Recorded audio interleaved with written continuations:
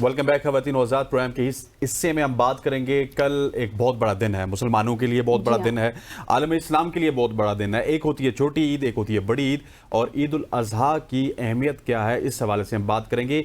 ये सिर्फ एक वाक़या नहीं है कि जब हज़रत इब्राहीम अलैहिस्सलाम ने छुरी रखी हज़रत इस्माईल अलैहिस्सलाम के गर्दन मुबारक के ऊपर, उसके बाद से ये सुन्नत आज तक हज़ारों साल हो चुके हैं, ज़िंदा है। लेकिन इसकी अहमियत क्या है, ये हमें सिखाती क्या है, इस हवाले से हम बात करेंगे। आज के इस सेगमेंट में जानने की कोशिश करेंगे कि कुर्बानी सिर्फ क्या जानवर कुर्बान करने का नाम है, क्या सिर्फ हम जानवर कुर्बान करके तो अपनी जिम्मेदारियों से बरी ज़िम्मा हो जाते हैं या नहीं।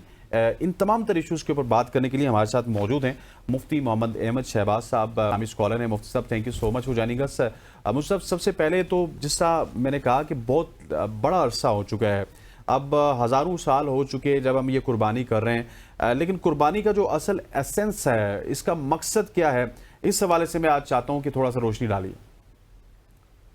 बिस्मिल्लाहिर्रहमानिर्रहीम। कुर्बानी का अमल एक बेहतरीन अमल है और हज़रत इब्राहीम अलैहिस्सलाम की सुन्नत है। आप सल्लल्लाहु अलैहि वसल्लम से पूछा गया कि या रसूल अल्लाह सल्लल्लाहु अलैहि वसल्लम कुर्बानी क्या है, तो आपने फरमाया कि ये तुम्हारे बाप इब्राहीम की सुन्नत है। बज़ाहिर यही नजर आता है कि कुर्बानी जानवर की गर्दन पे छुरी फेरना है, लेकिन हकीकत में ऐसा नहीं है, क्योंकि अल्लाह के यहाँ जो चीज पहुंचती है वो हमारा ज़िबा किया हुआ जानवर जो है उसका गोश्त नहीं पहुंचता। लन यनालल्लाह लहूमुहा वला दिमाउहा वलाकिन यनालुहु तक़वा मिनकुम, कि अल्लाह के यहाँ ना तुम्हारा खून पहुंचता है और न अल्लाह के यहाँ तुम्हारा गोश्त पहुंचता है। कोई चीज अल्लाह के यहाँ अगर पहुंचती है तो वो तुम्हारा तकवा पहुंचता है। बज़ाहिर नजर यही आता है कि जानवर की गर्दन के ऊपर छुरी फेरी जा रही है। हकीकत में हमने कुर्बान करने होते हैं अल्लाह के सामने अपने जज्बात, अपने एहसासात, अपनी ख्वाहिशात, अपने आप को अल्लाह के सामने पेश करना होता है। जिस तरह जानवर ने अपने आप को पेश किया कुर्बान होने के लिए, इसी तरह हम भी अपने आप को पेश करें कुर्बानी के लिए। कुर्बानी एक बहुत जबरदस्त दर्स देती है, बहुत अहम सबक देती है कि जिंदगी में एक तरफ अल्लाह का हुक्म है और दूसरी तरफ रसूलुल्लाह सल्लल्लाहु अलैहि वसल्लम का फरमान है, तो तरजीह अल्लाह के हुक्म और रसूलुल्लाह सल्लल्लाहु अलैहि वसल्लम दोनों को देनी है। और इसके मुकाबले में जो भी चीज आए, मुआशरा आए, रिश्तेदार आए, बिरादरी आए, ख्वाहिशात आए, जो भी आए वो हमने कुर्बान करनी। बेशक बिल्कुल। अच्छा मुफ्ती साहब, हम बात तो कर रहे हैं कि असल मकसद क्या है कुर्बानी का, लेकिन शायद ये समझना भी ज़रूरी है या फिर लोगों को ये पता होना भी ज़रूरी है कि कुर्बानी वाले दिन किस तरह से गरीबों का, मस्कीनों का, अपने करीबी रिश्तेदारों का, इवन दैट जो हम देखते हैं कि मोहल्ले में लोग होते हैं उनका ख्याल किस तरह से रखा जाए। हमने देखा है अमूमन क्या लोगों की प्रैक्टिस होती है, फ्रिज भर लिए जाते हैं, लोगों का ख्याल नहीं रखा जाता, लोगों को डिच कराया जाता है। इस हवाले से क्या अहकामात हैं? जी बिल्कुल। इस्लाम कुर्बानी के अलावा भी इस बात का हुक्म देता है कि अपने पड़ोसियों का ख्याल रखा जाए, गुरबा, फुकरा, मसाकीन का ख्याल रखा जाए। और खास तौर पे कुर्बानी के दिन जानवर ज़िबा किया है उसके गोश्त को 3 हिस्सों में तकसीम किया जाए।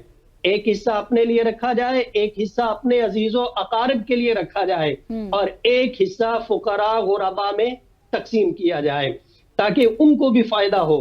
देखिए, नेकी कोई भी है अल्लाह उसे अजर सवाब से खाली नहीं छोड़ते। अल्लाह रब्बुल इज्जत के यहाँ हर नेकी जो है वो अजर सवाब रखती है। तो ये अल्लाह ने एक मौका दिया है इंसान को अल्लाह को राजी कर सके और इंसान ज्यादा से ज्यादा नेकियां हासिल कर सके।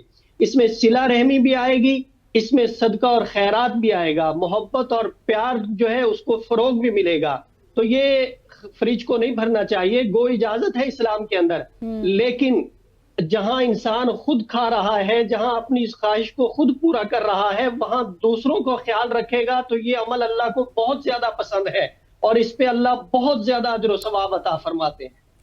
अच्छा हजरत, आपने इजाज़त की बात की मुफ्ती साहब, तो जिस तरह इजाज़त है कि फ्रिज में रखें या अपने पास रखें, क्योंकि पाकिस्तान में हमने देखा है कि बहुत सारे लोग, हम पाकिस्तान की मिसाल इसी वजह से देते हैं कि इस मुआशरे में हम रहते हैं कि पूरा साल ही उनकी प्लानिंग ये होती है कि कम से कम 4-5 महीने तो गोश्त चल जाए।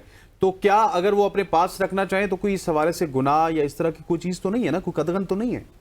नहीं, गुनाह इसमें नहीं है। देखें, 2 चीजें हैं, एक होती है अजीमत और एक होती है रुखसत।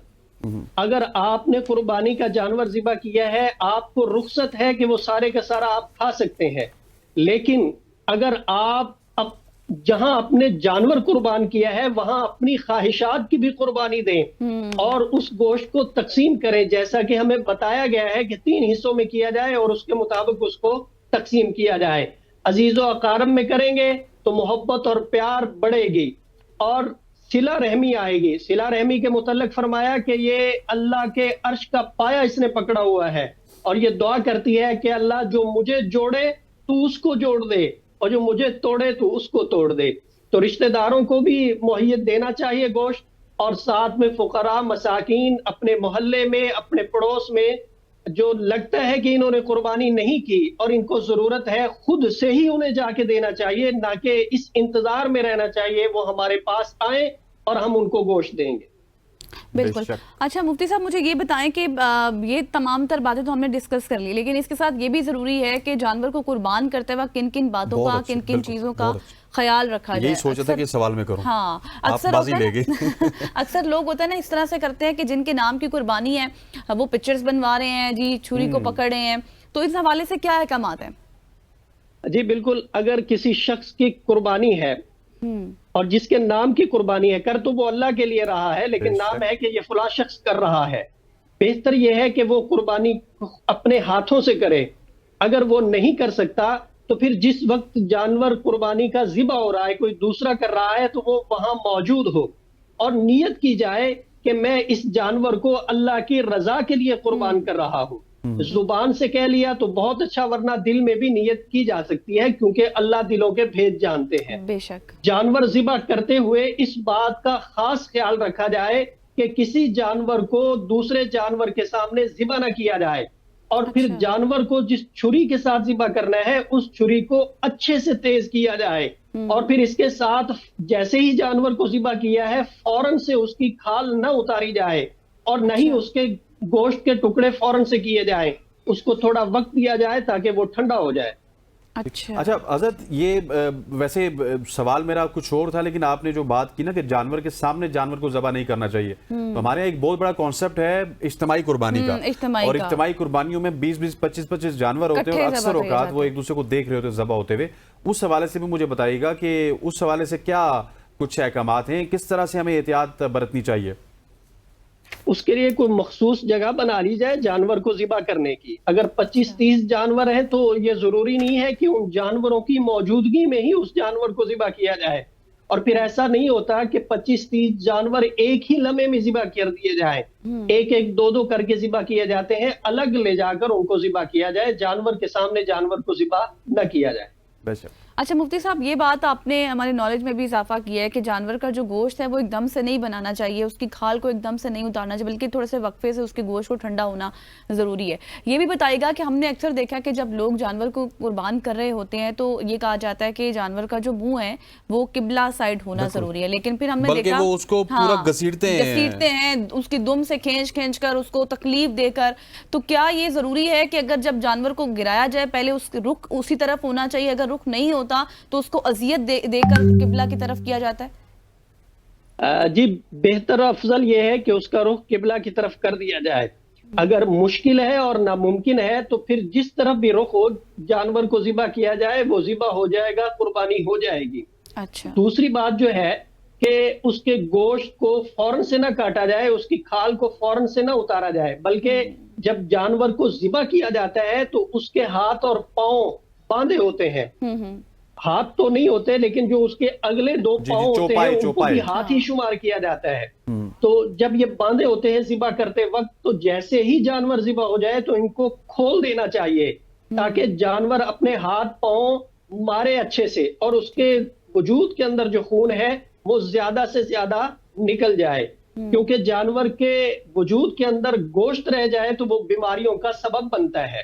دم مسفوح، جب ہم جانور کو ذبح کرتے ہیں تو وہ خون نکل جاتا ہے، اس سے گوشت اچھا ہو جاتا ہے، بہتر ہو جاتا ہے۔ تو جانور کو ہاتھ پاؤں مارنے چاہیے، اور جب وہ ٹھنڈا ہو جائے تو پھر اس کے بعد اس کی کھال اتارنی چاہیے۔ اچھا مفتی صاحب، آپ نے جو غزل کا سوال تھا اس کا بڑا پریسائزلی جواب دیا، میں تھوڑا سا مزید اس میں سمجھنا چاہتا ہوں اور اپنے ناظرین کے لیے آپ نے کہا کہ جو رخ ہے وہ قبلے کی طرف ہو تو یہ افضل ہے، اگر قبلے کی طرف نہیں ہے تو کوئی مسئلہ نہیں، آپ کر سکتے ہیں، مطلب اس میں فرضیت کا یا سنت کا کوئی کانسیپٹ نہیں ہے، یہ صرف افضلیت کا کانسیپٹ ہے۔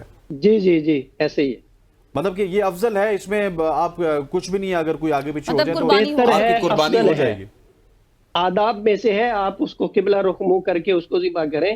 اگر قبلہ رخ کرنا مشکل ہے، ناممکن ہے، دشواری ہو رہی ہے، مشقت کا سامنا ہے، تو آپ اس کو ذبح کر سکتے ہیں، اس کا رخ کسی بھی طرف ہو، ٹھیک۔ کرنا تو اللہ کے نام پہ ہے نا، رخ جس طرف بھی ہو کوئی معنی نہیں۔ اچھا، آپ نے کیونکہ بہت سارے خیالات کی بات کی کہ ہمیں خیال رکھنا چاہیے غزل کے جانوروں کا خیال رکھنا چاہیے، حضرت ہم نے دیکھا ہے کہ بہت سارے لوگ جو کہ ہماری طرح کے لوگ ہوتے ہیں، روزمرہ کی زندگی میں کچھ اور کام کر رہے ہوتے ہیں، ہم بھی عید والے دن کسائی بننے کی پوری کوشش کرتے ہیں، اور بعض اوقات تو گردن میں بھی چھری پھیرتے ہیں کہ ہمارا کیونکہ حصہ ہے اس میں، ہمارا جانور ہے۔ ایک تو اس حوالے سے بتائیے گا کہ کیا ہم کر سکتے ہیں، ہم اگر اناڑی ہیں تو اس کی وہ جو جلد ہے، وہ کھال ہے، وہ اتارتے ہیں، اس کو بناتے ہیں، اگر وہ اس طرح سے ہم نہیں کر سکتے تو اس میں کوئی ممانعت ہے، یا جب ایک دفعہ اس کی روح نکل چکی تو اس کے بعد آپ سب کچھ کر سکتے ہیں؟ جی بہتر افضل یہ ہے کہ جس شخص کی قربانی ہے وہ اپنے ہاتھوں سے قربانی کرے۔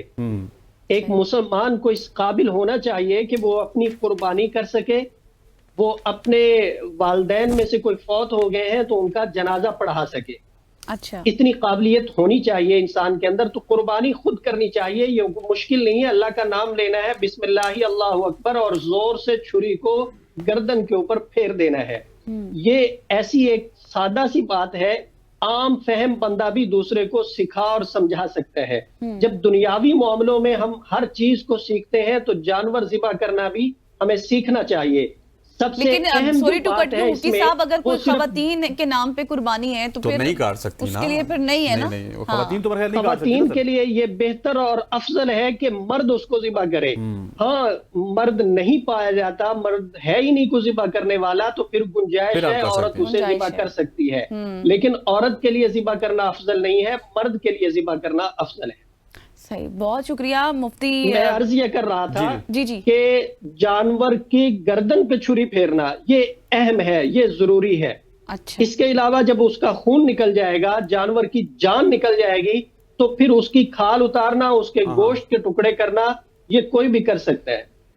صحیح ہو گیا، بہت شکریہ مفتی صاحب، آپ نے وقت دیا اور بہت سے اہم حالات جو تھے اس پر روشنی ڈالی، اور یقینی طور پر آپ کو آج کا یہ سیگمنٹ پسند آیا ہوگا، ایون دیٹ کہ ہمارا شو بھی، ہمارے بھی کانسیپٹ کلیئر ہوئے ایگزیکٹلی، اور آج کا پورا شو ہی پسند آیا ہوگا۔ اور اب ہمیں اجازت دیجیے، اپنی بھی آپ تیاریاں کر لیں، اپنے جانوروں کے ساتھ ٹائم سپینڈ کریں، کیونکہ اب آج تو ہمارا شو کلوز ہو جائے گا، اور پھر اس کے بعد کل عید پہ آپ سے ملاقات ہوگی۔ عید مبارک ان ایڈوانس۔ ہاں exactly, Eid Mubarak in advance. یہاں پر مجھے حسنین کو اجازت دیجیے، آپ خود بھی اپنا کام کیجیے، ہم بھی تھوڑے جا کے جانوروں کی دیکھ بھال کر لیتے ہیں۔ اللہ حافظ۔